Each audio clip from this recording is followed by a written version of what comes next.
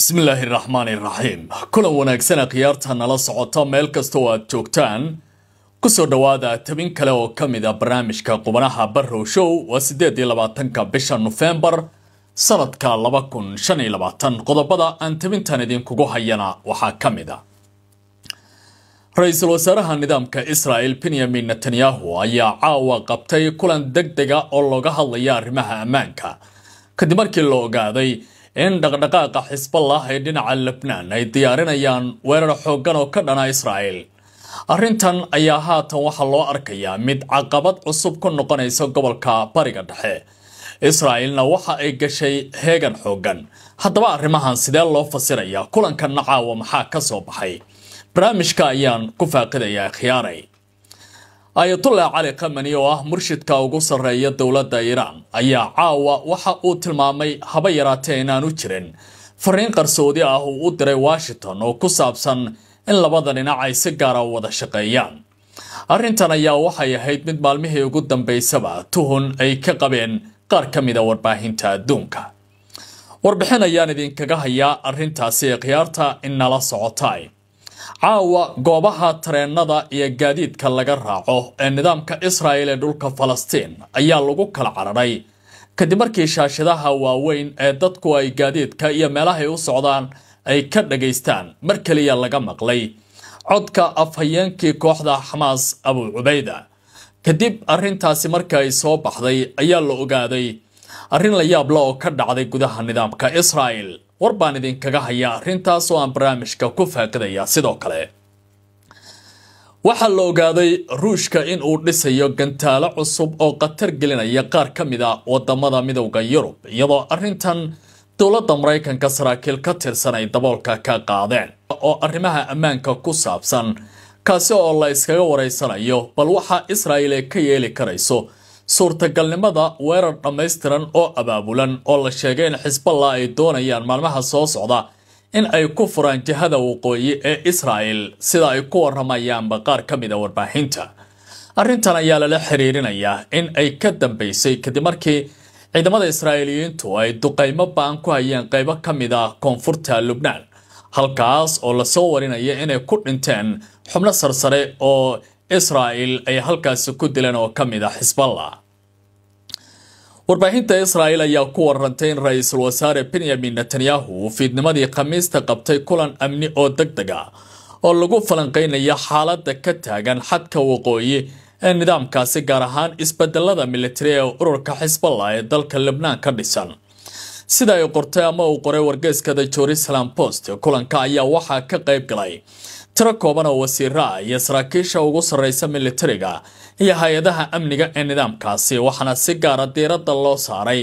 kororka awoodda kooxda iyo dhaqdhaqaaqyada ka wajahan koonfurta Lebanon sida ay sheegayaan baxogaha halkaasi ka imaanaya caawa mas'uuliyiinta Israa'iiliyiinta waxay sheegayaan in dulqaadka Mareykanka iyo adkaysiga Israel labadaba uu marayo xadkii ugu dambeeyay marka la eego tallaabooyinka kooxdaasi ay sameynayaan waa sida ay leeyihiin sabab la xiriira dib u dhaca ku yimid baaliri fulinta waajibaadka ciidanka Lebanon laga rabay ee ku xusan qararka qaramada midoobay ee tirsigiisu yahay 1701 kaasi oo faraya in Hezbollah laga wareejiyo guud ahaanba hubka ay ku haysato koonfurta wadanka Lebanon arrimaha ugu waaweyn ee haatan soo muuqanaya ee laga hadlay waxa ka mid ah heerka sii kordhaya ee hubka casriga ah ee kooxda gacanta u galaya iyo suurtagalnimada weerar ballaaran ay dib u qaadaan dib u dhiska xarumo iyo tababaro military oo ay sameeyeen kadib wixii ka dambeeyay dagaalkii ay galeen sanadkii 2024 ee kooxda uu ka soo gaaray qasaaro ay ka mid yihiin dilka mas'uuliyiinta ugu sareeya oo ay ka mid yihiin Xasan Nasrullah Fuad Shukur iyo waliba xubno kale oo dhawaan halkaasi looga dilay kooxda waxay sidoo kale qoratay tiradii ugu badnayd oo ciidamo ah oo suuragal ka dhigi karaya in weeraradii ugu dambeeyay halkaasi ay ku qaadaan warbaahinta qaar ayaa tibinaysa inay jiraan digniino dagaal oo la sii bixinayo sida ay ku waramayaan qaar ka mid ah qubrada waaweyn mas'uuliyiinta Israel ayaa si cad u sheegay in sii socoshada xaaladda hadda ka taagan gobolka ay keeni karto in Israel ay qaado tilaabooyin military oo ballaaran isla markaana ay suuroobi karayso in dagaal cusub ay ku wajahi karayso inay ku qaado deegaanada xadka waqooyi ee dhulka Falastiiniyiinta laga haysta iminka. Ayatollah Ali Khamenei oo ah ninka ugu sareeya kacaanka Islaamiga ee wadanka Iran ayaa ku dhawaaqay in aanu jirin wax fariin ah oo qarsoodi ah oo loo diray dowladda Mareykanka, hase haatee hadalla qaar ka mid ah warbaahinta laga baahiyay ay tahay mid shaki lagu kala gelinayo shacabka wadankiisa. Waa khiyaano ay ka shaqeynayaan buu yiri kuwa diidan qarankeena iyo hor socoshadiisa mar uu maanta ka hadlaya fariintaasi sida ay ku baxday intaba. Telefishinka Sky ee laga leeyahay wadanka Isutaga Imaaraadka Carabta waxa uu leeyahay hogaamiyaha Jamhuuriyadda Islaamiga Iran Ayatollah Ali Khamenei ayaa si cad u beeniyay wararka sheegaya in Tehran ay fariin toos ah u dirtay dalka Mareykanka isagoo oo ku tilmaamay shakhsiyaadka arrimahaasi ka shaqeynaya kuwa abuuraya been abuur qoto dheer iyo khiyaano ay ku sameynayaan qarankan Islaamiga ee Iran ayuu Khamenei warkiisa ku yiri. Ayatollah Ali Khamenei murshidka ugu sareeya dowladda Iran ayaa sheegay in dowladdiisu ay Mareykanku aysan mudnayn wax iskaashi ah ama wada hadal ah. Israa'iil ku dhow oo sarsarana ay hore u sheegeen arrintaasi. Waxa uu dib u xusay dagaalkii 12 maalin ee bishii Juun ee sanadkan gabagabada ah ka dhacay gudaha wadanka Iran kaasoo Israa'iil ay qaadeen. Waxa uu tilmaamay Mareykanka iyo waliba nidaamka Israa'iil inay muddo fog ka shaqeynayeen weerarkaasi, hase haatee haatan ay u muuqatay iyagoo gacmo maran inay ka laabteen wixii ay raajicinayeen oo ay doonayeen in wadankaasi ka sameeyaan. Inkasta oo dhibaato uu soo gaaray wadankayga oo dad qiimo leh ayna ku weyna dagaalka, haddana kooxaha cadowgu ma filan buu yiri ama ma aysan gaarin yoolkii bartilmaameedka ahaa oo ay ka lahaayeen wadankan Iran. Waxay ku laabteen gacmo marnaan, ma aysan gaarin ujeedooyinkii ay hiigsanayeen ayuu hogaamiyaha dalka Iran ku yiri hadalkiisan. Wuxuu intaa ku daray tan iyo markii dagaalku dhacay in Iran ay la kulantay khasaaro, hase ahaatee 20 sano wixii ay diyaarinayeen Mareykanka iyo Israa'iil aanay suuragelin ayuu ku yiri warka maanta uu jeediyay Khamenei. dhinaca kale waxa uu ka hadlay arrimaha gudaha iyo waliba dhibaatooyinka wadankiisa ka taagan ee sii kordhaya, isagoo shacabka ugu baaqay in wadanka uu wajahayo faragelin shisheeye, cunaqabatayn dhaqaale iyo mid ciidan intaba, sidaas darteedna ay u sii wehliyaan buu yiri dhibaatooyin masiibo aadanimo ah oo ka dhalatay cimilada isbedelaysa iyo waliba wadankiisa xaaladda uu ku sugan yahay. Dadku waa inay si wanaagsan u kaydsadaan buu yiri biyaha, qamadiga, gaaska iyo batroolka, hase haatee waxaa loo baahan yahay inaanay ku takrifalin oo sidii ay doonaan aysan ugu dhaqmin ayuu yiri hadalkiisan markii uu sii hadlayay. Isla wararka bariga dhexe ayaan ku guda jiray caawa deegaano ka tirsan dhulka Israa'iil ee Falastiiniyiintu ka haysato ayaa lagu kala cararay kadib markii shaashadaha waaweyn ee laga socdo gaadiidka iyo tareenada nidaamkaasi dhowr magaalo laga maqlay codka Abu Ubayda ninkii lagu magacaabayay ee ahaa codka miigan ee kooxda militariga ah ee Falastiiniyiinta ka dagaalamayay magaalada go'doonka ku jirta muddada dheer, ninkaas oo Israa'iil ay sheegeen in ay dileen weerar ay ku qaadeen gudaha cisbitaalka Yurub lagu magacaabo ee Gaza ka tirsan. waxa gudaha Israa'iil ka dhacay baa la yiri weerar dhinaca internetka ah kaasi oo lagu bartilmaameedsada shaashadaha elektarooniga ah ee saldhigyada basaska, kaasi oo sababay jahwareer iyo cabsi ka dhashay ama ku dhacay shacabka ee goobahaasi ku sugnaa. Weerarka ayaa sababay in shaashadaha laga baahiyo hadallo digniina ee lagu yaqaanay kooxda Falastiiniyiinta ayadoo Quraanka Kariimka ah iyo codka afhayeenkii hore ee kooxdaasi oo Abu Ubayda lagu magacaabo, kaas oo sheegaya inay ka aarsanayaan Israa'iil isla markaana aysan aqbali karin dhacdooyinka ay sameynayaan intaba. Warbaahinta gudaha ayaa baahisay muuqaallo sidoo kalena lagu faafiyay baraha bulshada. meelaha ay arrimahaasi ka dhaceen waxaa ka mid ah Ashdod, Modi'in iyo waliba halka loo yaqaano Ramalgan, waxaana bilaabtay dadku in ay kala cararaan iyagoo u maleeya inay dhacdooyin halkaasi ka dhaceen ama weeraro ay soo socdaan intaba. Telefishinka janalka 14aad ee Israa'iil ayaa sheegay in shaashadaha ku yaala magaalooyinkaasi laga baahiyay codad kala duwan, hase ahaatee ay iminka muuqanayaan baaritaano degdega inay socdaan isla markaana si degdega loo damiyo shaashadaha. warbaahinta qaar sida Idaacaadda Xaranood oo ah wargeys afdheer oo ka soo baxay Israel ayaa tilmaamay in weerarka uu ahaa mid kooban oo socday daqiiqada kaliya balse uu sababay jahwareer kale oo xoogan. natiijo hordhac ayaa ku saabsan baaritaanada ayaa durbaba qaar ka mid ah wasaaraduhu ay baahinayaan. hay-adda qaranka ee amniga internetka Israel ayaa sheegtay in arrintan lagu wargeliyo waxaana lagu tilmaamay inuu u muuqdo weerar dhinaca internetka ah oo ujeedooyin siyaasadeed laga lahaa. wasaaradda gaadiidka ayaa ku dhawaaqday in gal baaritaana ah la furay.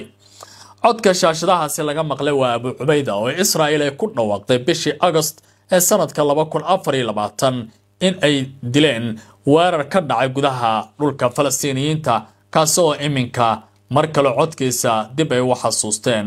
dadka sida ay tilmaamayaan. isla wararka Israel ayaan ku guda jiray ilaa iyo 90,000 oo qof ayaa lagu soo waramayaa in ay ka barakaceen Israel iyadoo 400 milyan oo dollar lagu soo waramayo inay qasaartay. dadkaasi ayaa u badnaa dadkii waxtarka ahaa ee ku sugnaa nidaamkaasi iyagoo ka baqanaya dhibaatooyin xagga ammaanka oo soo gaara. warbixin cilmi baaris oo uu daabacay wargeyska la yiraahdo Calcalist ee ka soo baxay Israel ayaa muujiyay in dadka ay isaga tageen halkaasi ay sii xoogaysanayso waxaana lagu soo waramayaa in ay iminka tani abuurtay walaac xoog leh. 3 professor oo ka tirsan jaamacadda Tel Aviv oo lagu kala magacaabo Professor Itaya Eter iyo Professor Netaya Bergaman iyo waliba Dr. Daron Samir waxay sheegeen in ku dhawaad 90,000 oo qof ay ka barakaceen Israel intii u dhaxaysay Janaayo 2023 ilaa iyo Sebtembar 2024. warbixinta cilmi baaristu waxa ay tilmaantay in 50,000 oo qof ay carareen sanadkii 2023 40,000 oo kalena ay ka tageen baa la yiri sanadka 2024 aynu ka soo gudubnay. qasaaro weyn oo dhaqaale ayaa ka dhashay sida ay tilmaamayaanba warbixintan. dadka cararay ayaa dhammaantood ahaa khubaro kala duwan oo dhalinyaro ah kuna jiray dhaxaad. khubarada ayaa ku takhasustay caafimaadka, injineeriyada iyo tiknoolajiyadda sare waxaana ay ka mid ahaayeen dadka wax soo saarka wanaagsan leh sida cilmi baaristan ay tilmaamayso. tani waxay keentay miisaaniyadda Israel inay ku dhacdo qasaaro aad u weyn maadaama canshuuraha dadkan ay haatan hoos u dhacaan laga qaadi jiray. lacag gaaraysa 1.5 bilyan oo shekel oo u dhiganta baa la yiri 395 milyan oo dollar ayay dadkaasi soo gali jireen nidaamka Israel oo laga qaadi jiray laakiin hadda guud ahaantoodba waa iska tageen mana jirto lacagtaasi meel laga helayo ayaa lagu tilmaamay. daraasadu waxay shaaca ka qaadaysaa boqolleyda dadka dakhligoodu sareeyo ee guuraya inay sii kordhayaan 25 ilaa iyo 35%, taas oo la macno ah in Israel ay luminayso qaybtii ugu muhiimsanayd ee suuqa shaqada sida wararkan ay tilmaamayaan. meelaha si aad looga dareemay arrintan oo cilmi baaristu ay xusto waxaa ka mid ah injineerada oo khubarada ku takhasusay tiknoolajiyadda sare, dhaqaatiirta iyo maareeyaal ka tirsan qaybaha dhaqaalaha ugu sareeya ee shirkadaha waaweyn inay isaga cararayaan nidaamkaasi. dhaqaatiirta injineeriyada ka cararay wadankaasi ayaa tiradooda lagu sheegay sida warbixintan ay tilmaantay 875 dhakhtar waxa ay baxeen oo kaliya sanadkii 2023 halka sanadka 2024na ay baxeen 480 dhakhtar. dadka cararaya ee jaamiciyiinta ayaa la sheegay inay wadar ahaan gaarayaan 19,000 oo jaamici. 6,600 waxa khubaro saynis iyo injineeriyadda ka shaqeynaysay. 633 haysata shahaadada sare ee PhD-da oo ku takhasusay waxyaabo kala duwan oo 224 shaqooyin kala duwan ah ama meelood ka shaqeynaya ayaa cararay. 3,000 oo injineer ayaa ka baxay halka ay ka mid ahaayeen injineeradaasi 2,330 ahaa kuwa qabanaya shaqooyin sarsare oo loo aayo dhaqaale fara badanna soo gelinaya nidaamkaasi. warbixintu waxa ay ka digtay in arrintaasi ay tahay halis toosa oo ku wajahan nidaamka caafimaadka iyo tartanka dhaqaalaha iyadoo loogu yeeray isbeddel aan laga soo kaban karin haddii uu sii socdo arrintan. cilmibaaristu waxay leedahay tani waa halis istiraatiijiyadeed oo loo baahan yahay in laga fiirsado sida ku cad warbixintan. Calcalist oo ah wargeys cilmiyeed Israa'iila waxa uu qoraalkiisa ku soo gabagabeeyay Israa'iil uma baahna in dad badan ay baxaan si ay u burburaan nidaamyada muhiimka ah oo kaliya. waxaa sidoo kale lumaya kooxo badan oo xirfad sare leh kuwaas oo abuuri karta baa layidhi dhibaatooyin aan laga soo noqon karin marka si guud loo eego arrintan. warbixintan waxay sidoo kale sheegaysaa in ka badan 75% dadka guuray ay da'doodu ka yar tahay 40 sannadood, waxaana sii kordhaya tirada dadka ka weyn 40-ka ee dalka sidoo kale ka guuraya. taasi oo loo arka baa layidhi digniin cusub oo muujinaysa in arrintaasi ay dhaaftay heer lagu tilmaamo dareen culus oo ka gudbay arrin ku meel gaar ah, waxaana isu beddesha baa layidhi dhibaato qaran oo loo baahan yahay in si degdeg ah looga fiirsado sida ku xusan warbixintan.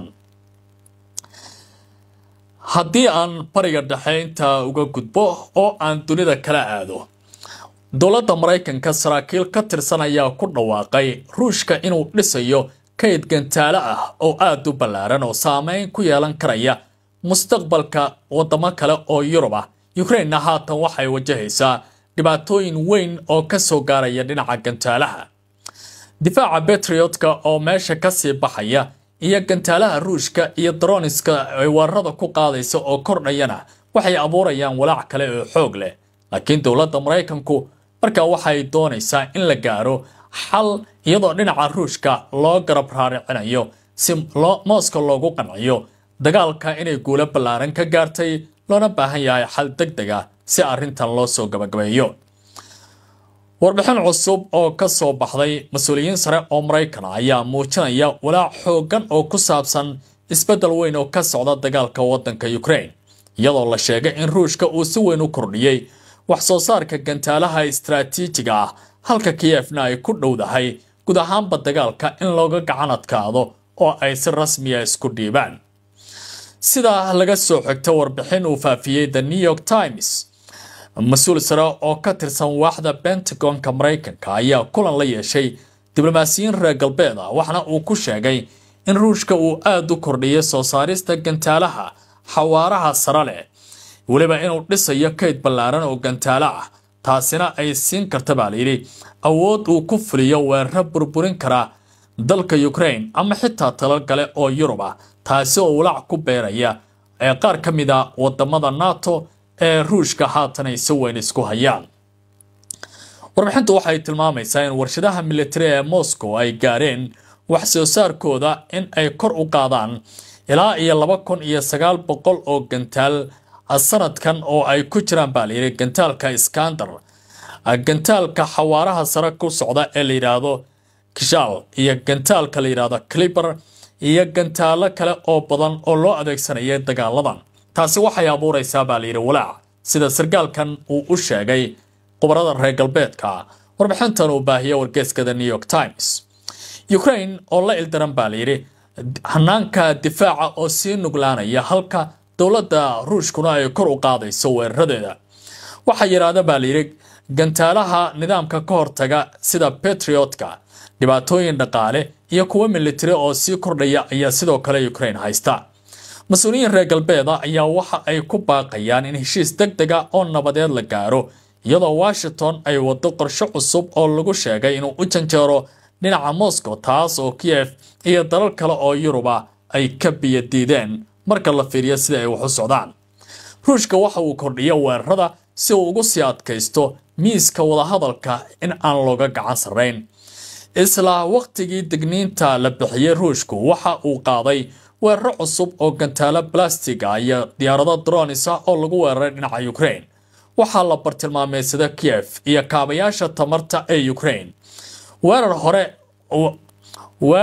hore uga dhacay baa layidhi dhismaha golaha wasiirada warshada Mareykanku ay maamulaan ee galbeedka Ukraine ku taala ayaa sidoo kale weerarada lagu qaaday.